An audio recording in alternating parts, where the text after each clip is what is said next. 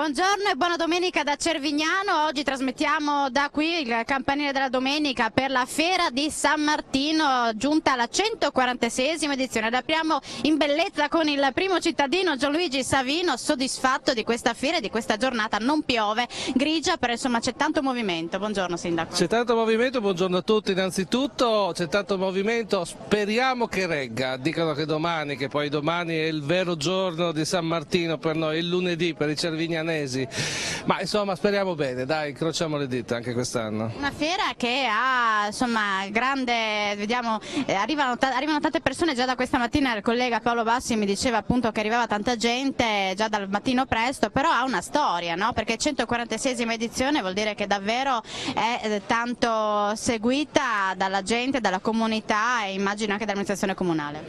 Guardi, questa è una tradizione, questa è la festa veramente della tradizione. Se lei dovesse chiedere a un cervignanese se viene prima il Natale, con rispetto naturalmente dell'aspetto religioso, ma se viene prima il Natale o San Martino, beh, io credo che lo metterebbe in seria difficoltà, perché questa è un po' la festa di tutti noi, la festa di quando eravamo bambini, la festa di quando siamo cresciuti, la festa di adesso, e insomma è per ciascuno di noi la nostra festa, e quindi è un qualcosa che va al di là poi delle bancherelle, al di là di quello che si trova magari da acquistare, ma insomma è un qualcosa che ci portiamo dentro, e questo è il valore aggiunto che è importante per il cervignanese e che penso per tutta un po' la Bassa Friulana. Noi in occasione di queste fiere, di queste feste, andiamo a evidenziare anche le peculiarità del territorio. Cervignano ne ha molte, ma parlando in riferimento all'amministrazione comunale, le ultime opere messe a termine dal sindaco e dalla giunta?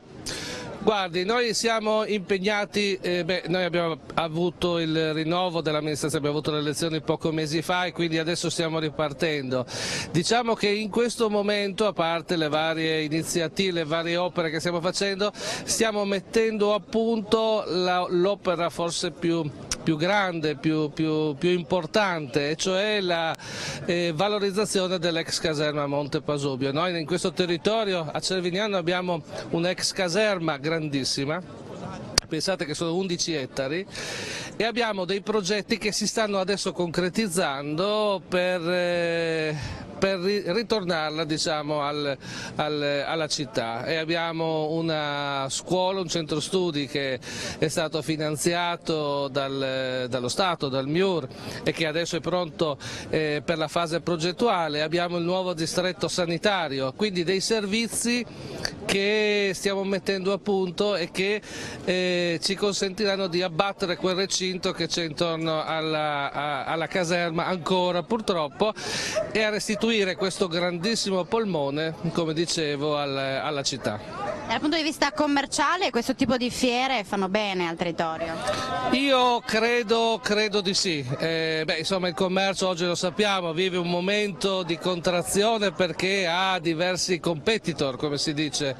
I centri commerciali lasciano purtroppo poco spazio al commercio delle città, però iniziative come queste, diciamo, che possono dare una mano. E lei è soddisfatto perché comunque la comunità risponde presente? La comunità, come dicevo, non può non rispondere perché quando inizia il primo freddo il cervignanese aspetta San Martino. Però insomma mi parlava anche del Natale, ed è bello magari ricordare anche i prossimi appuntamenti dopo San Martino a livello culturale. Insomma, adesso l'assessorato alla valorizzazione del territorio si metterà da martedì subito al lavoro per il Natale. Quest'anno riproporremo la pista di pattinaggio che è stata molto gradita l'anno scorso e che al centro della piazza è riuscita ad attrarre tantissime persone, e poi speriamo di fare Cervignano ancora più bella con tante luminarie, insomma, che sia un momento di serenità e di raccoglimento e così anche un pizzico di felicità, insomma, per tutti. Bene Sindaco, io la lascio godersi questa giornata, la Fiera di San Martino. Noi proseguiamo perché andremo a conoscere anche le varie associazioni del territorio per presentare al meglio il suo territorio e la sua comunità. Grazie mille e buona giornata e buon San Martino a tutti. Grazie. Andiamo a vedere un contributo filmato con l'assessore al commercio e alla promozione Federica Maule, che ci racconta la storia della fiera. Federica Maule, assessora all'istruzione per il comune di Cervignano. È lei la regista di questa fiera di San Martino? Non solo io. Diciamo che è un'unità di intenti, ecco. L'amministrazione comunale sostiene da sempre, da 146 edizioni, la Fiera di San Martino, e grande coordinatrice di tutte le attività, soprattutto legate alle partecipazioni delle associazioni e alla nostra Proloco di Cervignano. E poi sì, un grazie alla pazienza e alla collaborazione non solo degli uffici comunali, che per questa fiera lavorano in maniera molto importante, ma anche a tutte le associazioni locali che avranno modo durante questa fiera anche di mettersi in mostra con i loro chioschi. Maura, questo vuole essere una vetrina dell'agroalimentare ma anche dell'associazionismo. Allora, diciamo che se guardiamo la storia, la Fiera di San Martino, come in tanti altri paesi della nostra regione e anche di tutta Italia, è stata un po' istituita e targata ai tempi di Francesco I, quindi è nata tantissimi anni fa, quando le nostre città vivevano quasi esclusivamente di agricoltura, di bestiame, di raccolto, e la Fiera di San Martino era un modo per condividere, mettere a mercato il frutto del proprio lavoro, quindi la piazza si riempiva di bestiame, di prodotti della terra, e da questi ne venivano anche dei buoni guadagni per gli agricoltori stessi. Ovviamente nell'arco di questi 146 anni i tempi sono cambiati, da fiera prettamente agricola o comunque legata al mondo agricolo è diventata una fiera a 360 gradi, con Luna Park per i bambini, bancarelle, frittelle, acquisti di ogni natura, e soprattutto nelle ultime edizioni la piazza centrale, quindi la piazza Indipendenza, viene creata a festa con il contributo delle tante associazioni locali. Questa è la presentazione della fiera, ritorniamo in diretta da Piazza Indipendenza, ma adesso andiamo a conoscere meglio la peculiarità di questo territorio nella scheda dedicata a Cervignano.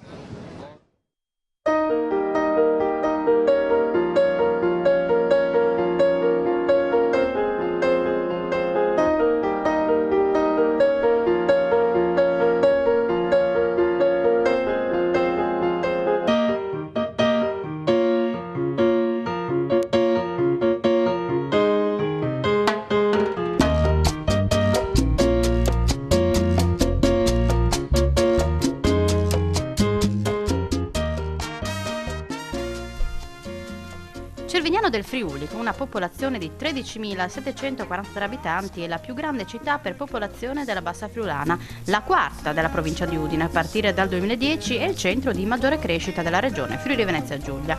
La città è situata nella Bassa Friulana orientale, di cui è il centro principale. È bagnata dal fiume Ausa, chiamato anticamente Asla, e si trova a circa 10 km dalla laguna di Grado e a circa 16 km dal mare Adriatico. Il territorio comunale confina a nord e a nord-ovest con il comune di Bagnare Arsa, a sud con quello di Terzo d'Aquileia, a ovest con Troviscosa, a est con Villa Vicentina, a nord-est con Ruda e Aiello del Friuli. Tra i luoghi di interesse storico e culturale ricordiamo il Duomo, costruito nel 1964 su progetto dell'architetto udinese Giacomo Della Mea, secondo arditi criteri di modernità, funzionali e simbolici, dedicato alla Madonna di Fatima. La villa Bresciani Attems, Villa Chiozza, residenza dello scienziato Luigi Chiozza, che dedicò la sua esperienza e il suo amore per la botanica alla realizzazione dello splendido parco.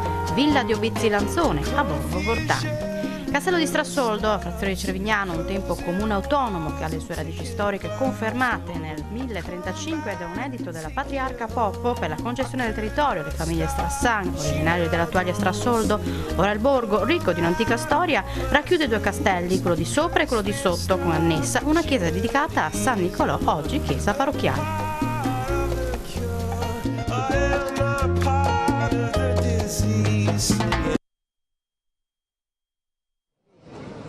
Di nuovo assieme in diretta, il campanile della domenica trasmette da Cervignano in occasione della 146esima edizione della Fiera di San Martino. All'interno di questa fiera è stata organizzata, tra poco, penso sia già partita, la marcia novembrina. Ne parliamo con l'assessore allo sport Andrea Zampar, giusto? Zampar? Corretto. Corretto.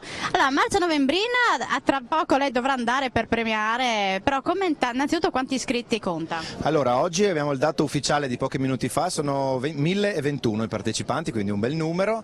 È una manifestazione che è organizzata dall'Associazione Marciatori di Cervignano e quest'anno è il primo anno che viene organizzata a novembre, infatti il nome Novembrina nasce da questo, mentre fino all'anno scorso era organizzata a dicembre e naturalmente il nome, come si può intuire, era Dicembrina con uno sviluppo temporale insomma normale. Beh, è bello però che sia all'interno di questo evento, di questa manifestazione. Sì, infatti è stato portato e anticipato anche per dare insomma un'ulteriore alternativa a quello che è un fine settimana intenso, pieno di attività qua a Cervignano, e quella era un'opzione per chi aveva voglia di fare un po' di ginnastica prima di mangiare un panino qui in centro piazza con noi.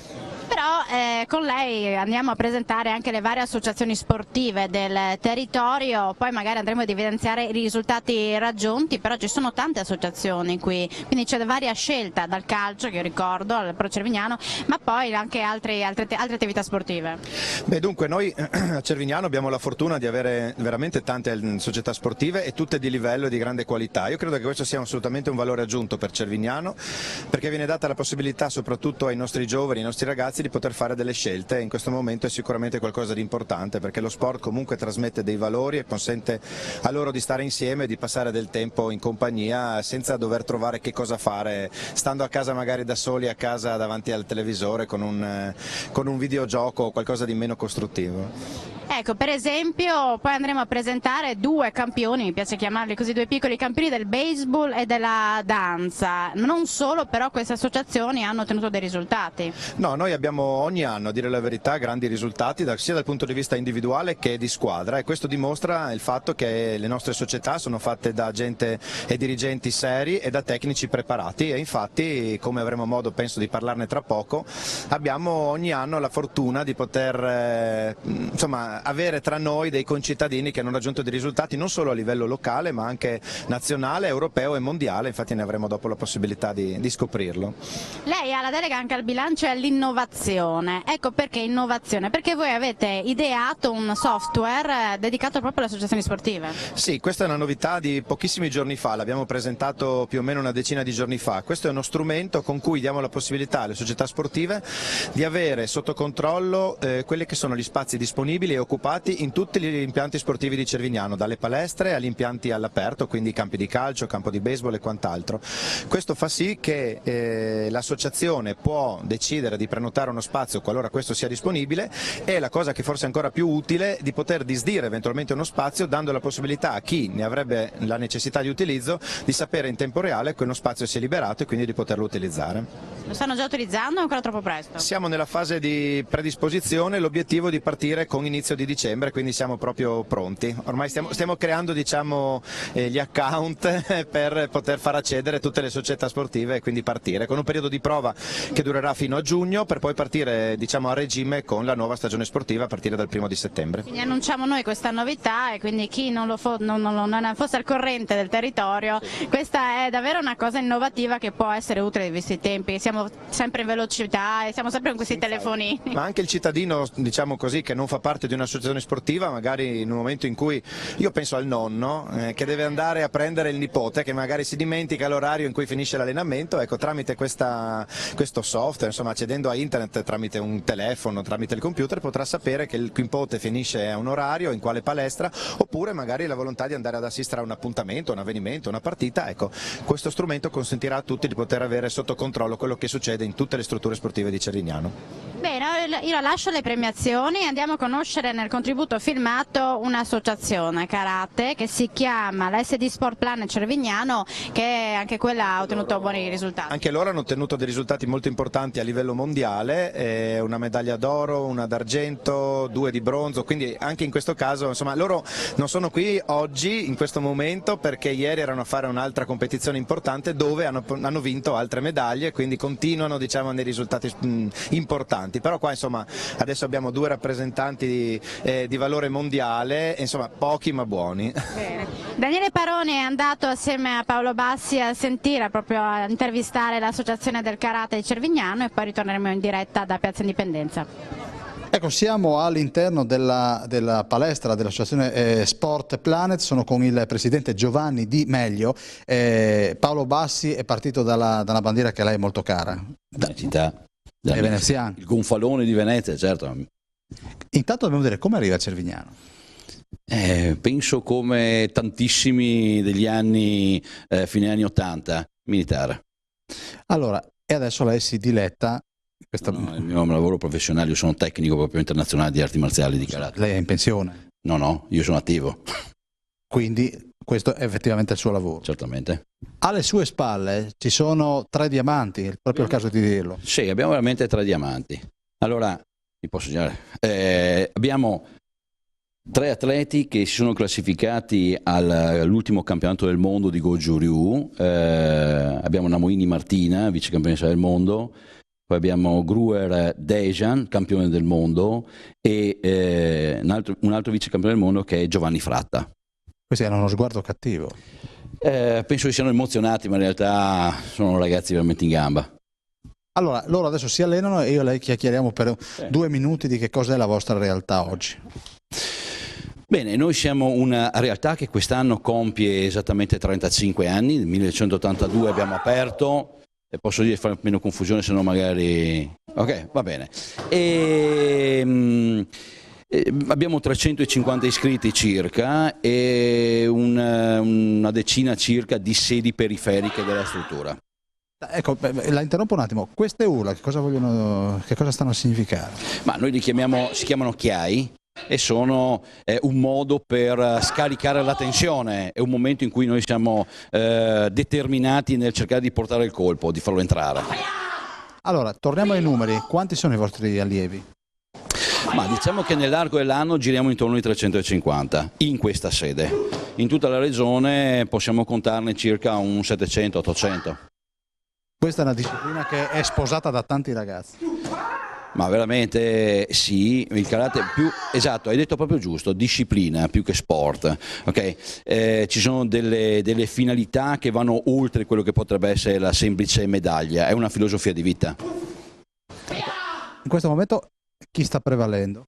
Bene, dovrei guardare, comunque non voglio mettere in dubbio che il nostro Dejan, che è veramente la punta di diamante della società, sia leggermente in vantaggio rispetto al compagno. Ecco, al termine di ogni combattimento c'è ovviamente il saluto. Sì, è una bellissima cosa, secondo me, è un gesto sportivissimo, che dovrebbe essere il concetto del fair play, quello del rispetto nei confronti del nostro avversario, sia prima che dopo, che vinciamo o perdiamo, il rispetto dobbiamo darlo. Presidente, in alcuni sport si parla del terzo tempo, qui il terzo tempo è cominciato tanto tempo fa. Penso